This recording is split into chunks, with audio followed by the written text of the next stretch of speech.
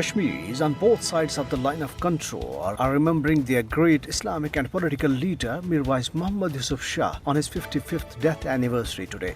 A prominent preacher and translator of Quran in Kashmiri language, Mirwaiz Yousuf Shah was one of the greatest leaders of Kashmir. He was the founding member of all Jammu and Kashmir Muslim Conference and kingpin of the resistance movement against autocratic Dogra rule. He went to exile in Azad Jammu and Kashmir in 1947, where, after serving as an education minister, he became president of AJK twice in 1952 and 1956. He breathed his last on this day, the 17th Ramadan of Islamic calendar in 1968 at Rawalpindi, Pakistan.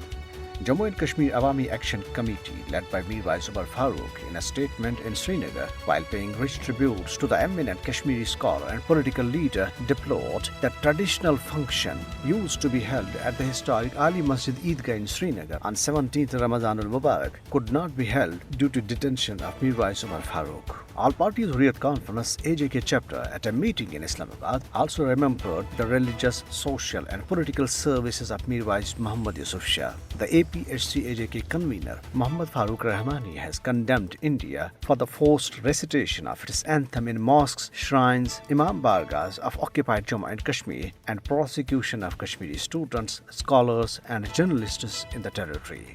Illegally detained senior All-Party Hurriyat Conference leader Naeem Ahmed Khan has appealed to the United Nations and international human rights organizations to put pressure on India to release all Kashmiri political detainees stuffed under inhuman conditions in jails of India and occupied Jammu and Kashmir.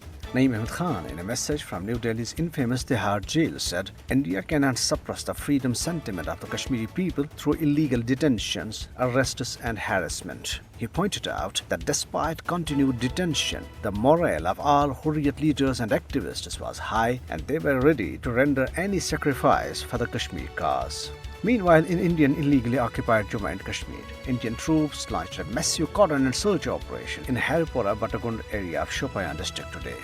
The troops broke into the houses, harassed inmates and vandalized the household goods. On the other hand, several health workers were injured when Indian police subjected them to brute force during their protests for their demands near BC Road in Jammu. Dozens of workers were detained during the police action and shifted to Gandhinagar police station in the city. An Indian paramilitary soldier was killed and 12 others were injured in a road accident in Srinagar. Chairman Pasbani Hurriyat Jammu and Kashmir, Uzair Ahmed Ghazali, has termed the forthcoming visit of Indian Prime Minister Narendra Modi to occupy Jammu and Kashmir on April 24th as the part of imperialist agenda being imposed against the Kashmiri people. Appealing the masses to join resistance movement against Indian illegal military occupation, Ghazali, in a statement issued in Muzaffarabad, said protesters will be held in the capital of Azad Jammu and Kashmir against Modi's visit, who has snatched the rights of 15 million people of the globally recognized disputed state. Chairman Jammu and Kashmir Salvation Movement, Altaf Ahmed Butt, paid rich tributes to the martyrs of the Battle of Badr on 17th Ramadan. While urging Kashmiris to stay strong and firm, Altaf Ahmed Butt said that Allah Almighty helped Muslims, including the Battle of Badr, and the freedom of Kashmir is also destined to be successful.